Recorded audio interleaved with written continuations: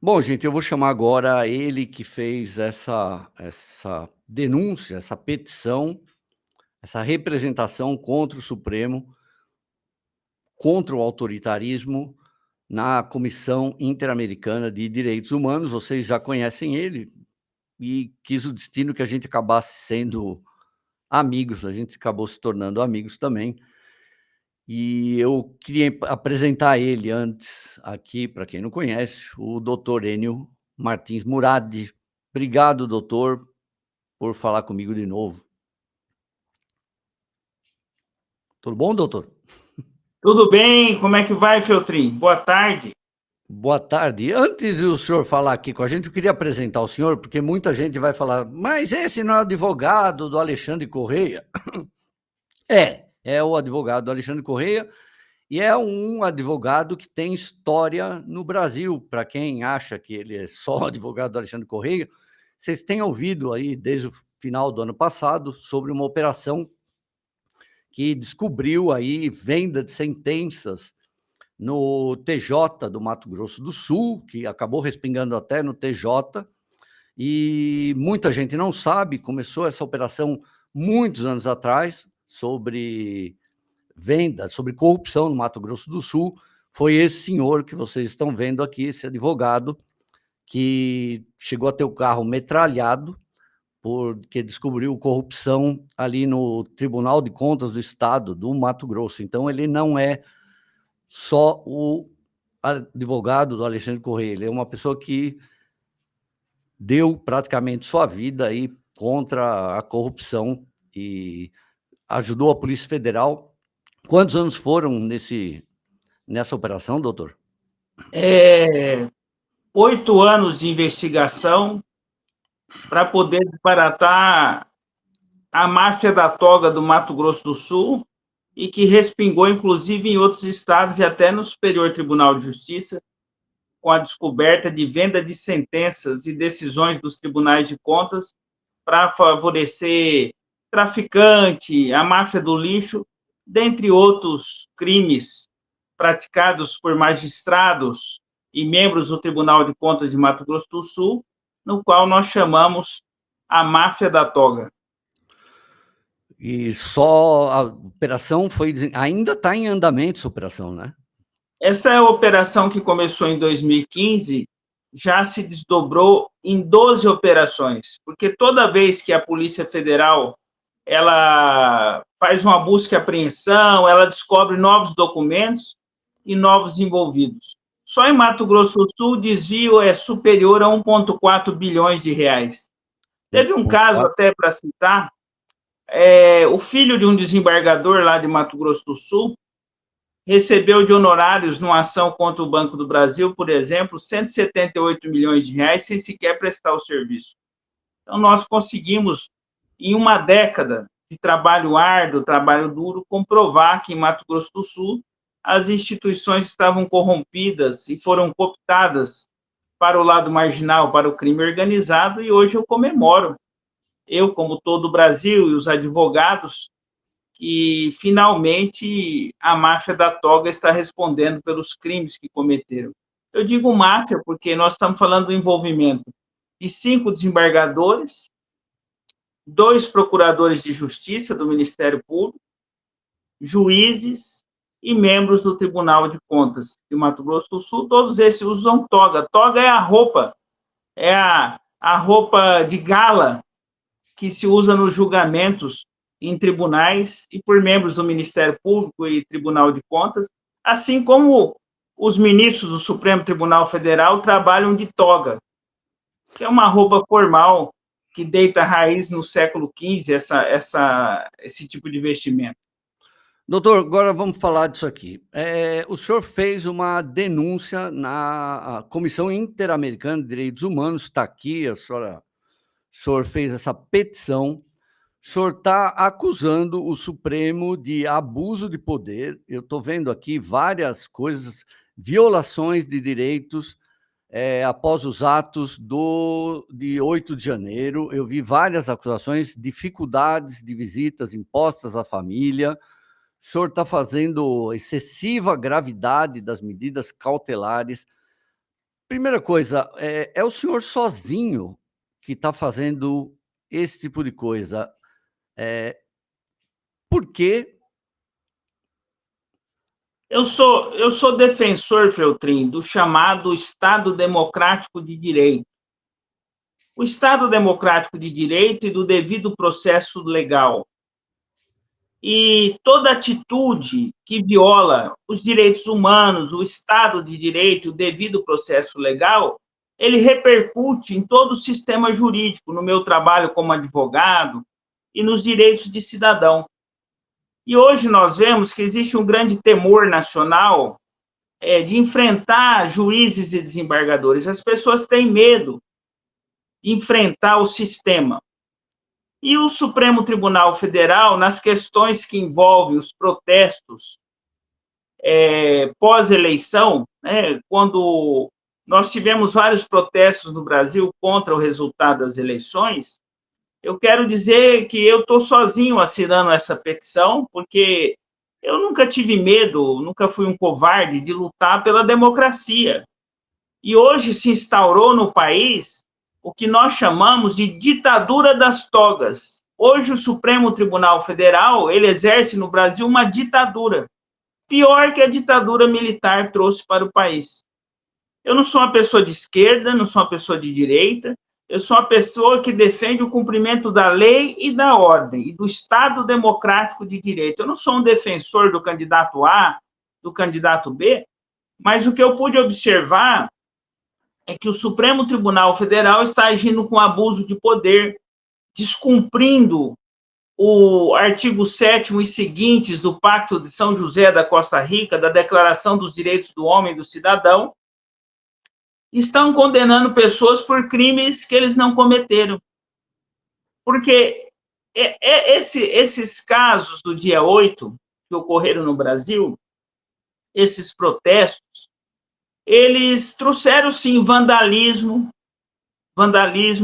destruição de patrimônio público, que são crimes específicos no Código Penal brasileiro. Então, esses protestos que foram impulsionados por uma quantidade de 1.500 pessoas aproximadamente, eles, é claro que foram baderneiros, destruindo o patrimônio público e tem que ser punido por isso.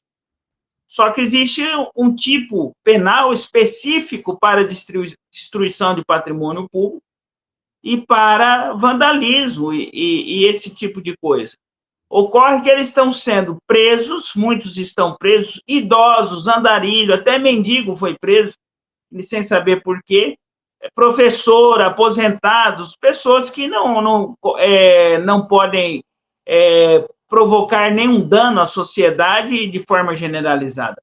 E eles estão sendo condenados por tentativa de golpe de Estado e tentativa de dissolver a democracia por meio de atos violentos. Então, o crime de golpe de Estado não se confunde com protestos violentos ou vandalismo de toda a natureza. Há exemplo de que, alguns anos atrás, o Movimento Sem Terra invadiu o Congresso Nacional, destruiu coisas, e não foram condenados por nada nesse sentido. Então, o que acontece? Eles estão sendo condenados por um crime que não cometeram, porque o que é um golpe de Estado? Se você for olhar a legislação, a doutrina, a jurisprudência, do que vem a ser um golpe de Estado? O golpe de Estado é quando pessoas que têm poder, ou um governante, ou o Supremo Tribunal Federal, ou um deputado, que tem poder, que tem condição de mudar a situação, a exemplo de quando foi dissolvido o Congresso Nacional em 1967, o AI-5. Isso é um golpe de Estado. Como que é possível um aposentado, uma dona de casa, conseguir subjugar as Forças Armadas com efetivo de 300 mil pessoas? Essas pessoas não estavam armadas, não se trata de um movimento paramilitar, e sim de baderneiros, arruaceiros, com todo respeito a essas pessoas. Então, o que ocorre de fato? Talvez o Supremo Tribunal Federal, imbuído do espírito vingativo, porque você sabe que alguns dos manifestantes quebraram o plenário do do Supremo Tribunal Federal. Destruíram patrimônio público, que nós somos categoricamente contra a destruição do patrimônio público. Só que você tratar um conjunto de pessoas, de uma quantidade até pequena, relativamente, comparada às Forças Armadas e à Polícia de Brasília, acusar eles de golpe de Estado é um absurdo, é um excesso, é um exagero, talvez porque um deles eles defecaram no plenário do Supremo Tribunal Federal. Não, me parece que fingiu fazer isso. Eu acredito que nem aconteceu. Nem aconteceu. Mas a destruição do patrimônio público não se confunde com golpe de Estado. Tem que ser punido. As instituições públicas, era feriado no dia do protesto.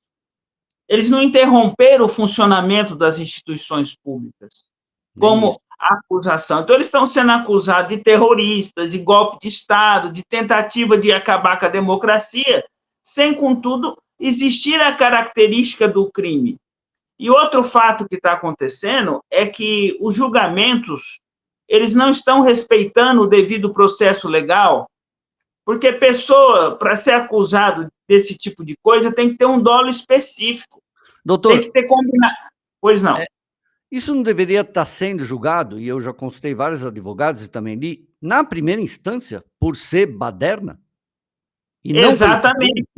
Exatamente. Só que ocorre que o Supremo Tribunal Federal, após a emenda 45, que é a reforma do Judiciário, assumiu papel de polícia, porque ele investiga e julga as suas próprias causas. Exemplo do Alexandre de Moraes, o senhor ministro, que quando ele sofre algum tipo de acusação, algum tipo de incômodo, ele mesmo preside o inquérito, ele mesmo condena, violando-se princípios básicos do direito. Então, existe a incompetência. Eles também estão falando... O Supremo Tribunal Federal não poderia estar julgando essas causas. Isso é causa de primeira instância. Eles também estão falando agora que quando eles são acusados, ou às vezes eu sou totalmente contra, hostilizados em algum lugar, que a democracia está sendo hostilizada. Existe um excesso por parte do Poder Judiciário. E por que se criou esse superpoder, Feltrin? É omissão dos políticos e da própria sociedade que aceita isso de forma pacífica. Então, hoje, existe um movimento nacional, existem associações. Recentemente faleceu um dos presos por maus tratos, segundo consta, estão presos, né? Então, nós vemos um país onde corruptos que desviam bilhões estão soltos, onde nós vemos assassinos, facínoras, que não estão presos e muitas vezes eles são libertados pelo Supremo Tribunal Federal. Aí nós, na contramão disso, e não que nós apoiamos a atitude de vândalos, de destruidores de patrimônio público, a pessoa que comete um crime pequeno está preso. Foi preso antes do trânsito em julgado da sentença, porque até existe um princípio do Código Penal brasileiro e da Constituição Federal, que até o trânsito em julgado de uma condenação, existe a presunção de inocência. Então, presume-se inocente aquele que ainda não foi condenado. Mas essas pessoas abusivamente foram mantidas em cárcere, em situação deplorável, sem poder visitar a família, mulher que tem criança pequena, enfim, não existe nenhuma sensibilidade desses ministros do Supremo Tribunal Federal com mulheres, com idosas, e também o Brasil virou uma ditadura imposta pelo Supremo Tribunal Federal. Você não pode criticar o Supremo, que eles tiram você do ar. Uma rede social, alguém que critica o modus operandi do Supremo Tribunal Federal, é retirado do ar. Então, nós estamos vivendo uma censura, uma ditadura da toga. E, por essa razão, nós recorremos, por meio de petição dirigida à Comissão Internacional dos Direitos Humanos, a sede dessa comissão é Washington, Estados Unidos, para que esses venham ao Brasil visitar essas pessoas que estão em cárcere e verificar os abusos praticados pelo Supremo Tribunal Federal. Porque o Supremo Tribunal Federal é a corte máxima do país. O cidadão não tem para onde recorrer. Um outro fato que salta aos olhos é que, por ser a corte máxima, não tem para onde recorrer. Aí nós vamos acabar com o chamado duplo grau de jurisdição. O que é o duplo grau de jurisdição? Todo cidadão tem o direito de ser julgado duas vezes, em primeira instância e segunda instância. Se o Supremo Tribunal está julgando esse processo, ele está acabando com a segunda instância. Então, o Supremo Tribunal Federal, desde a pandemia, que ele agiu como administração pública, relembrando vocês que na pandemia, o Supremo tomou decisões que são do Poder Executivo. O Supremo disciplinou regras de como o governo federal tinha que agir na pandemia, agindo como Poder Executivo. Em alguns momentos, ele está agindo como Poder Legislativo e também como polícia. Então, se criou um superpoder, desequilibrando o sistema de freios e contrapesos, a separação dos poderes, porque hoje nós temos um superpoder. O Brasil permitiu a criação de um poder quase que do tempo das trevas, onde nada se pode falar. Se criou agora uma caça às bruxas. Todos que se levantam contra o Supremo Tribunal Federal são tratados como as bruxas eram tratadas no tempo negro da Inquisição da Igreja Católica. Então, hoje nós temos no país uma ditadura das togas. Por quê? Ninguém pode contrariar o Supremo Tribunal Federal, que ele manda prender, que ele viola direitos, que ele vira polícia. Então, isso precisa acabar em nosso país. Porque se o judiciário, que é o responsável por dar cumprimento à ordem jurídica no país, na sua corte máxima, não cumpre o devido processo legal, não cumpre o tratado internacional que o Brasil é signatário, Pacto de São José da Costa Rica, porque todos têm o direito de ser julgados por um tribunal isento. Se o Supremo Tribunal Federal ele foi vítima dos ataques, do vandalismo que ocorreu naquele dia, ele não poderia julgar o processo no qual ele é parte. Isso é princípio básico do direito. Doutor, só que fizeram, pois não. Por exemplo, tem um caso que eu sempre vejo absurdo, que tem gente lá que pegou 17 anos por quebrar relógio, por quebrar uma coisa. Elise Matsunaga, ela picotou o marido e ela pegou 16 anos. Então, isso demonstra a torpeza com que esses julgamentos estão sendo executados. É um processo vingativo. Estão se vingando dessas pessoas como se eles fossem facínoras, quando, na verdade, são pessoas que praticaram crimes menores. Que fique claro que eu não sou a favor de que haja o vandalismo, eu sou a favor de protesto pacífico. Protesto pacífico. Exemplificando para você, embora exista anistia no país,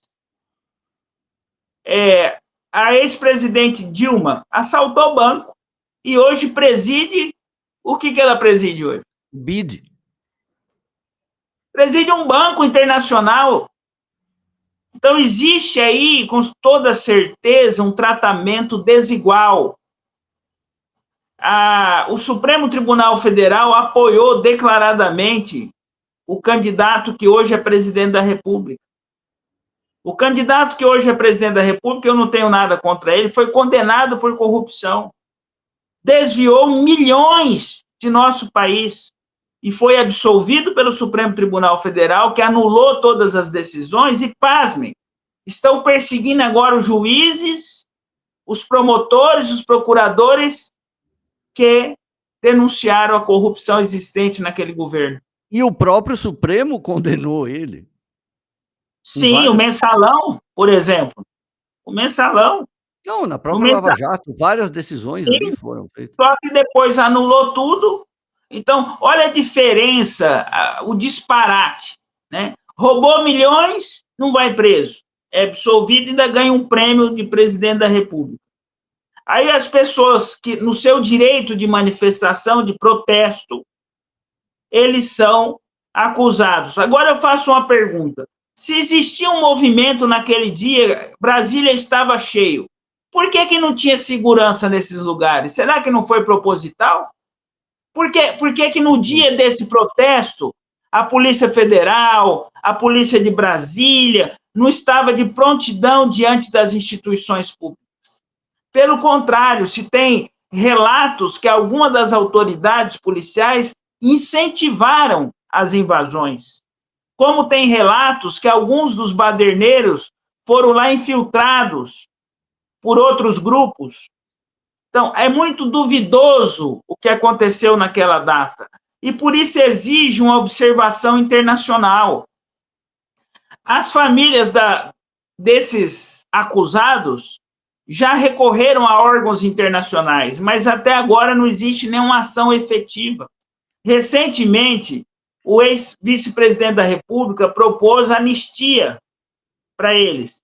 Eu discordo que seja anistia. O que nós temos que fazer é anular essas decisões teratológicas que tratam desse tema de forma equivocada. Não existe golpe de Estado nenhum, nem tentativa de golpe de Estado, porque um golpe de Estado ele necessita de políticos envolvidos e que têm o poder de decisão para, por exemplo, destituir o Congresso Nacional, como, por exemplo, o apoio de paramilitares. Essas pessoas são pessoas comuns que abusaram, sim, do direito de protesto ao danificar bens públicos, mas existe uma pena específica. Agora, você condenar 17 anos uma pessoa porque quebrou uma mesa, ou um relógio, enquanto um assassino que destrói famílias pega 12 anos, 11 anos, ou um corrupto que desvia bilhões e mata pessoas de fome, que não pega 8 anos. Então, o que você mostra é que o Supremo Tribunal Federal está fazendo isso, aparentemente, para coibir protestos e manifestações contra as decisões do Supremo e contra o atual governo. Porque hoje nós vivemos uma ditadura imposta pelo Poder Judiciário. E, por essa razão, nós recorremos a um órgão internacional para que os direitos humanos sejam respeitados em nosso país. Doutor, duas perguntas. Primeiro, é o senhor sozinho? Eu sei que o senhor não tem medo, eu já sei a história do senhor. Teve um carro metralhado, era uma Grand Cherokee, não era? Não era um Gol Bolinha. Era a Grand Cherokee, né? Mas O carro que foi metralhado era um Hyundai Azera, a Cherokee blindado. O senhor não tem medo? O senhor sabe que o senhor provavelmente, não sei nem se eu, né, que sou um jornalista independente, não vou ser reprimido, ou eu não tenho mais segurança. Vou falar para o senhor, eu que nasci em 1963 e desde criança eu cheguei a pegar o período militar, eu tenho medo hoje de falar qualquer coisa do Supremo. O senhor não tem medo de ser censurado, de ser perseguido, agora que o senhor fez isso? Porque é o senhor sozinho. O senhor sabe que é muito difícil. O senhor está entrando aí com uma petição num órgão internacional. Acabou de chegar aqui outro dia um representante internacional, ouviu deputados, sabe, tem deputados brasileiros, senadores indo para os Estados Unidos também fazer protestos. O senhor acha que tem alguma chance disso mudar? E o senhor não tem medo? Eu não tenho medo, porque eu ainda acredito no Estado democrático de direito e nas Nações Unidas. As Nações Unidas, elas estão cientes disso tudo. E se houver algum abuso de poder contra mim por parte do Supremo Tribunal Federal, eu vou lutar até o Tribunal de Haia e é onde que for necessário para que a lei seja cumprida. Porque se todos se acovardarem diante da toga, da ditadura da toga, esse país vai para um buraco muito profundo.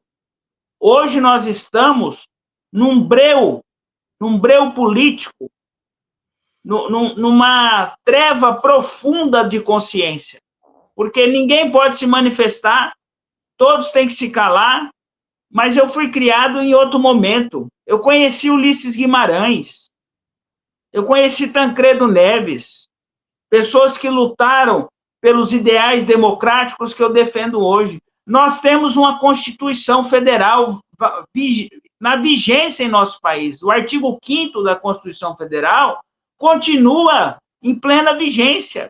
Se todos se calarem diante de atos autoritários como esse, o país não terá solução. Nós precisamos, sim, lutar por os nossos direitos, como dizia Rui Barbosa, quem não luta pelos seus direitos não é digno deles. Eu estou lutando pela democracia que eu ajudei a construir. Eu fiz parte dos protestos por eleições diretas. Eu fui preso com 12 anos na ditadura militar, sem poder ser preso. Não é agora que eu vou me calar. Eu fui vítima de ataques do crime organizado. E não é agora que eu vou me calar. Eu acredito no bom combate. O Supremo Tribunal Federal é um órgão de justiça. E se todos, né, todos lá são magistrados, eu espero deles o melhor e não o pior. Só que quando você está num poder supremo e ninguém te contraria, você começa a acreditar que você está no caminho certo. Então, nós precisamos que os familiares dessas pessoas que estão presas, que os advogados que estão sofrendo em razão da ditadura da toga imposta pelo Supremo Tribunal Federal e outros magistrados, não é só o Supremo Tribunal Federal que está agindo com abuso de poder. Porque nos estados, os magistrados copiam esse modelo. Recentemente, eu fui solicitar para que um cliente meu pudesse ver o filho, o magistrado disse que eu não podia solicitar isso, senão ele ia me multar ainda. Então, hoje, nós estamos vivendo uma ditadura da toga em primeira instância e na excelsa corte. Entretanto, existem muitos magistrados, ministros do Superior Tribunal de Justiça e outros que são de acordo com os regimes constitucionais estabelecidos no país e no mundo. Agora, por que existe uma Comissão Internacional de Direitos Humanos? Por que existe um Tribunal Internacional de Direitos Humanos? Porque sempre existem violações. O Brasil está virando uma Venezuela. Porque aqui o ditador não é o presidente da República. O ditador é o presidente do Supremo Tribunal Federal e os ministros que os acompanham. Porque a corte, essas condenações, elas são votadas em plenário. Portanto, não é só o ministro Alexandre de Moraes o responsável por tudo isso. É toda a corte. E se o Supremo Tribunal Federal não mudar, não começar a cumprir o Estado democrático de direito, o país vai afundar junto com eles. Eles não aceitaram o protesto da nação, embora foi um protesto desastroso, destrutivo, que causou dano ao patrimônio público. São pessoas que estão insatisfeitas com o resultado das eleições e com a atuação dos órgãos públicos. Me pergunta quem no Brasil hoje está satisfeito com a atuação do Supremo Tribunal Federal, com a atuação dos políticos. Olha o preço das coisas no país. Explodiu tudo. O país está tendo inflação. A Argentina está passando o Brasil.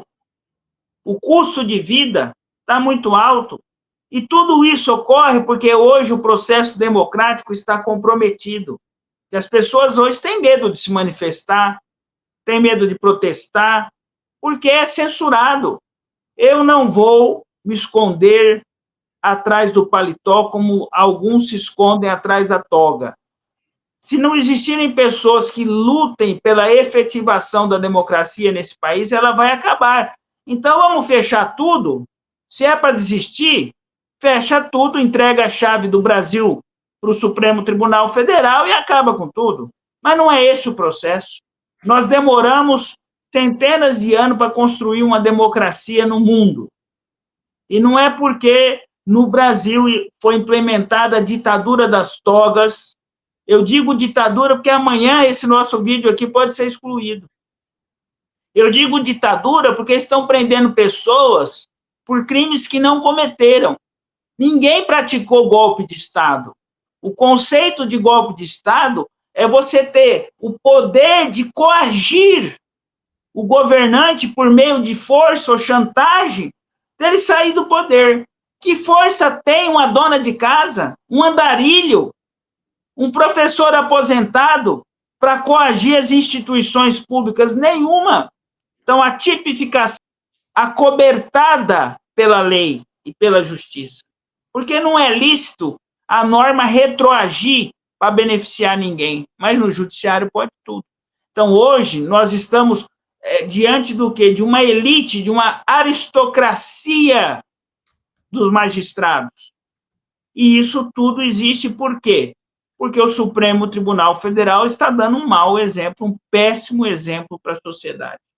Doutor, queria agradecer ao senhor por essa entrevista. Vamos torcer para não cair o vídeo aqui, né? Porque hoje, realmente, como o senhor falou, é realmente perigoso. Mas eu agradeço, senhor, parabéns pela coragem de novo. Espero que não Posso façam. dar um recado aqui? Recado Pode? para encerrar? Pode. Você que já foi vítima de uma injustiça do Poder Judiciário, não desista. Não desista dos seus direitos, não se entregue. Você, familiar ou pessoa que está sendo vítima dessas prisões absurdas que chamam de repressão ao golpe do Estado, não desista, busque os seus direitos, vá à Comissão Internacional dos Direitos Humanos, não desista. Se a porta estiver fechada, bate de novo na porta, bate com força, não desista. Por quê? O Brasil e o mundo não aceitam mais injustiças. E se você se calar, se omitir, você não vai conseguir implementar os seus direitos. Feltrin, muito obrigado a você e ao seu canal, aos seus ouvintes, pela oportunidade de trazer um tema tão importante aqui, que é o abuso de poder praticado pelo Supremo Tribunal em julgamentos por falsa acusação de golpe de Estado e tentativa de extinguir a democracia. Obrigado, doutor. Parabéns. Bom, para quem teve um carro metralhado por crime organizado. Gente, queria agradecer vocês. Mais uma vez, o doutor Ennio Muradi aqui. Espero que esse vídeo não caia. Realmente, a gente não tem mais segurança nenhuma, né? Meu nome é Ricardo Feltrin, esse aqui é um canal de jornalismo independente, e de segunda a sexta, esse canal, eu falei já, né, tem o Jornal dos Coices aqui, que é o momento que eu quero fazer desse canal um canal de humor, mas cada vez nesse país está mais difícil fazer humor. Obrigado, queridos.